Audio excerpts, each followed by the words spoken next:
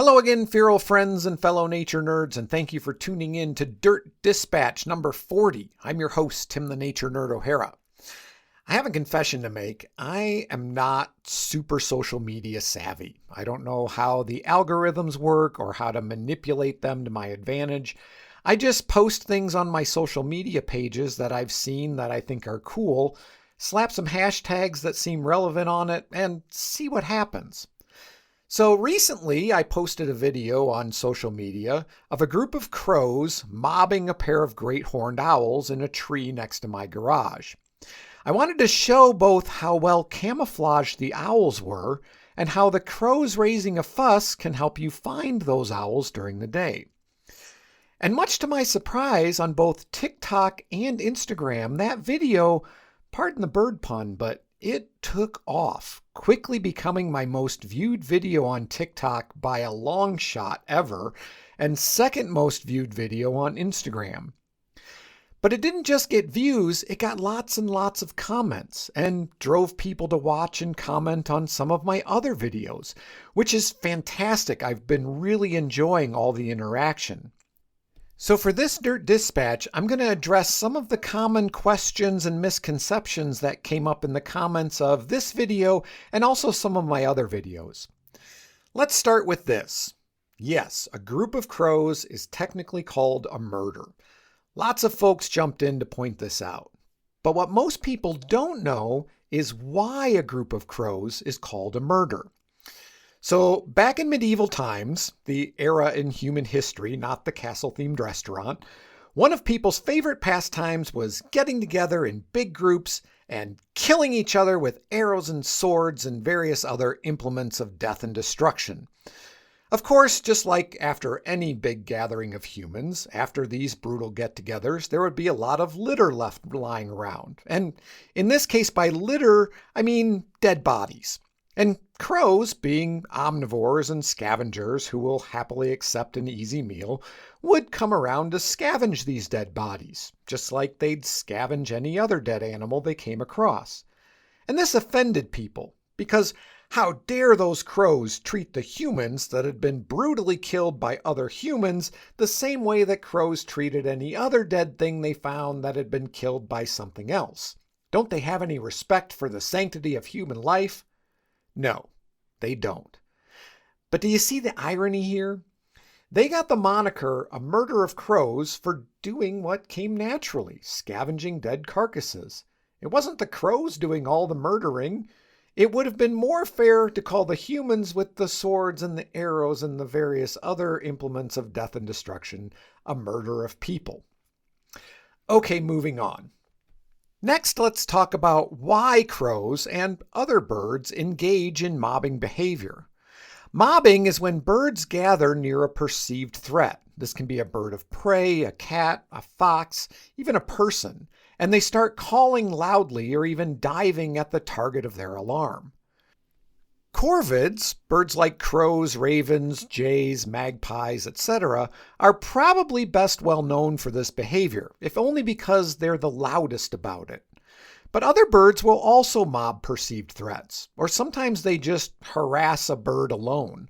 I've seen hawks and falcons and eagles and crows being pestered and harassed by much smaller birds. So why do crows get so upset about the presence of owls? Do owls prey on crows? Well, the short answer is yes, but the longer answer is sometimes. Owls are opportunistic. They'll prey on anything that's not too big for them to kill and eat, which could include crows or crow nestlings or crow eggs. Now, before you vilify the owl or feel too bad for the crows, you should know that crows do the same thing to other birds, raiding nests and eating nestlings or eggs, so they don't have a lot of room to caw, if you know what I mean. I once watched a dove dive bomb a crow that had likely raided its nest, and I've also seen a crow with a baby bird in its beak being chased by a smaller bird that I can only assume was the baby bird's parent.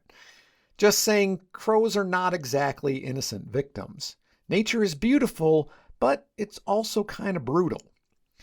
But it's interesting to note that crows will mob large owl species, like the great horned owl in my video, also barred owls and great gray owls, but not smaller species that don't really pose any threat to them, like screech owls or saw-whet owls.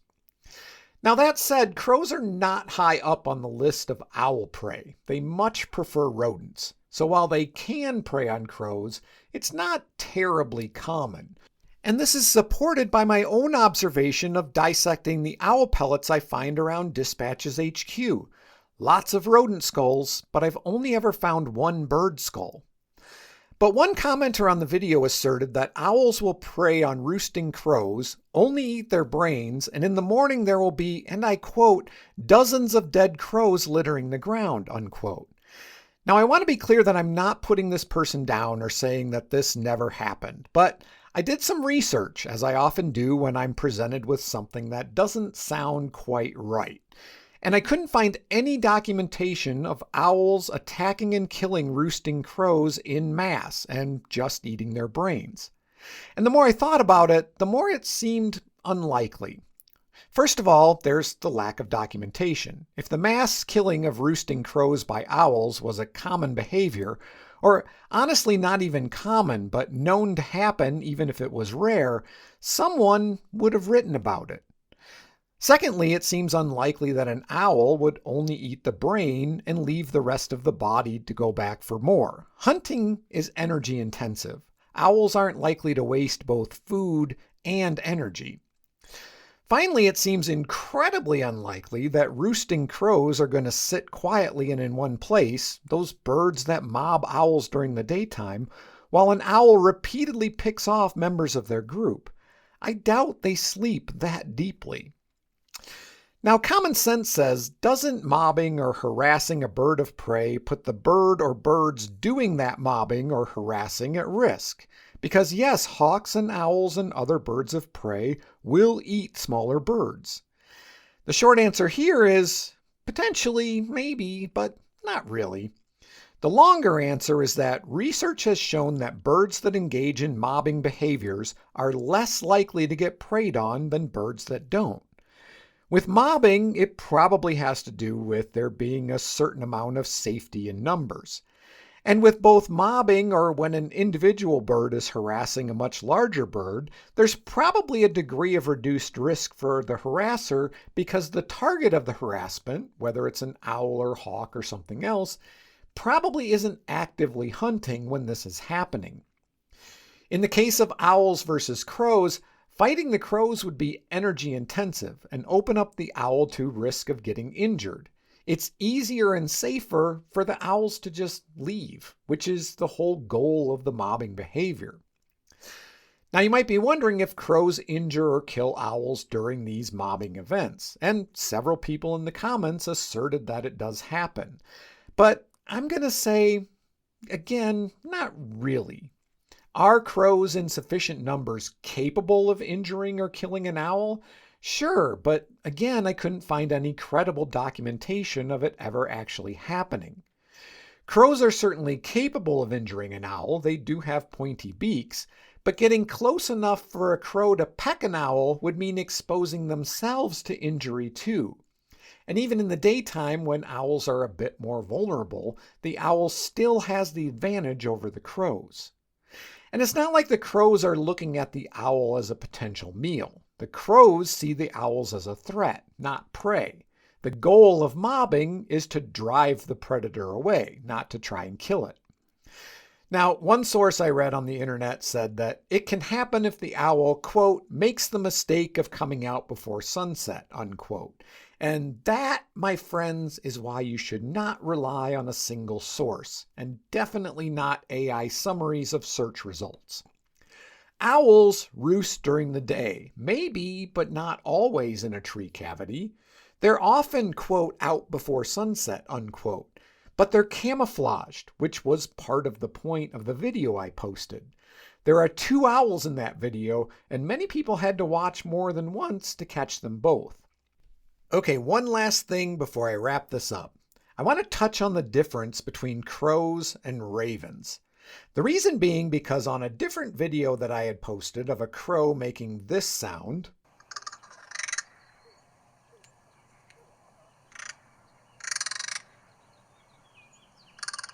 One commenter asked, "Isn't that a raven?" And another answered, "Definitely a raven. But the bird in the video is definitely a crow." So how do you tell the difference?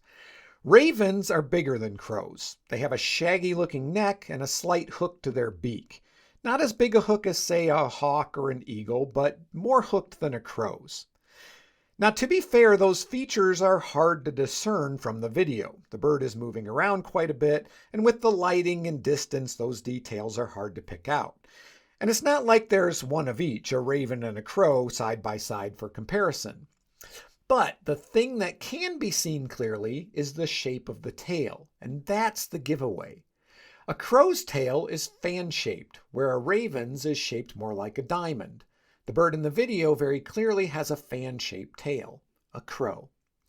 And with that, my feral friends, we're going to wrap this one up. Go check out all my various videos and postings on the social medias. TikTok and Instagram are the best bets, but you can also follow Dispatches from the Forest on Facebook and YouTube too. If you want to support the podcast, there's many ways to do that. Become a patron. Subscriptions start at just $5 a month. And with 3 paid months, you get free Dispatches from the Forest merch. Find all the details at patreon.com/dispatchesfromtheforest. You can donate through PayPal using my email address, dispatchesfromtheforest@gmail.com, which is, of course, the best way to contact me if you have a question, a comment, or a request for a future episode. If a check is more your style, that's awesome. Just email me and I'll let you know where to send it. You can also donate using the Cash App and the hashtag ForestNerd. Go check out the merch store at cafepress.com/shop/dispatchesfromtheforest. Click on products, find something you like. Only one thing left to say. I'm your host, Tim the Nature Nerd O'Hara, reminding you to go outside and get dirty.